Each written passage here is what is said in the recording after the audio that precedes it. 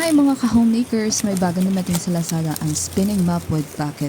Nabili ko siya with 130 pesos due to discount or voucher kaya medyo nakagaan sa budget. Pero gaya ng ibang online orders, may konting twist sa ending. Tara, i-unbox natin. Okay, so ito na siya. Mukhang compact, magaan at may kulay na bagay sa aesthetic ng bahay. Pero, teka lang, walang manual. Alam niyo na, challenge accepted.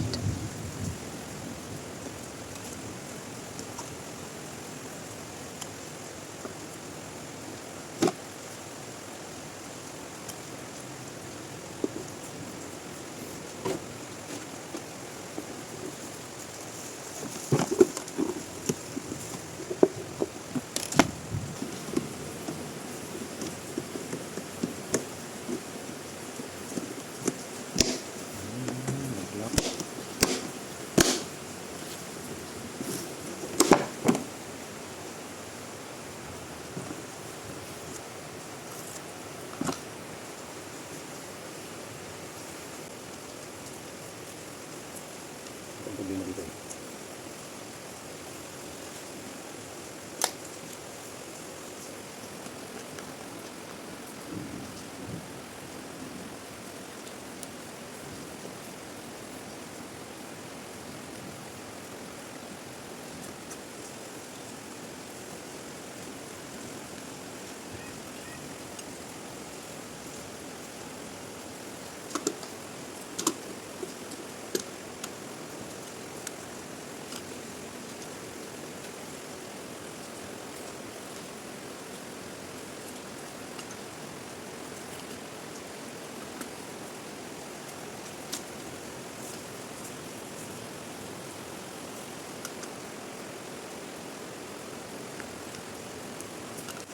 Ang naging problema ay itong spinning part ng mop.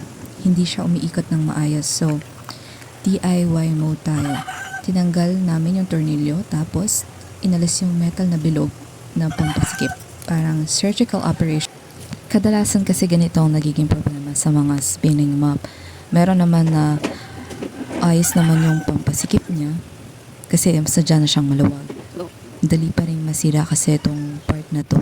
Kasi pag hindi ayos yung ating paggamit, lalo kung sa una palang masikip na siya, mahirap na siyang itaas or ibaba, madaling masira tong talagang spinning mop.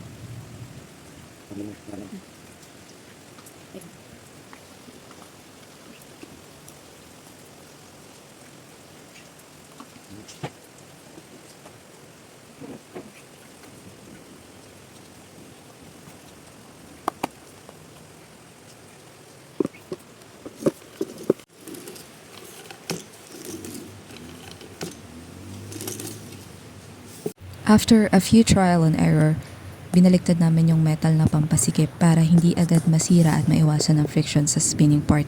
At ayun, umiikot na siya ulit. Hindi man perfect, pero functional. Sulit pa rin sa discount. So kagaya kanina nung inalis namin yung pampasikip na bilog, ayos naman siya, nag-work siya, mas madaling umikot. Kaya lang, matutungkap kasi yung part niya or magkakaroon ng friction. So, kailangan pa rin talaga yung bilog na yun. Since, kapag nakataob siya sa ganong direksyon, mahirap igalaw. So, pinaligtad namin. Naging mas okay na siya. So, honest review or mabait na review, 4 stars lang yung binigay ko sa seller. Kulang kasi siya sa manual at kailangan pa ayusin yung product. Pero at least nagawa ng paraan. Kung may ma-order kayong ganito at walang manual, huwag agad ma-stress.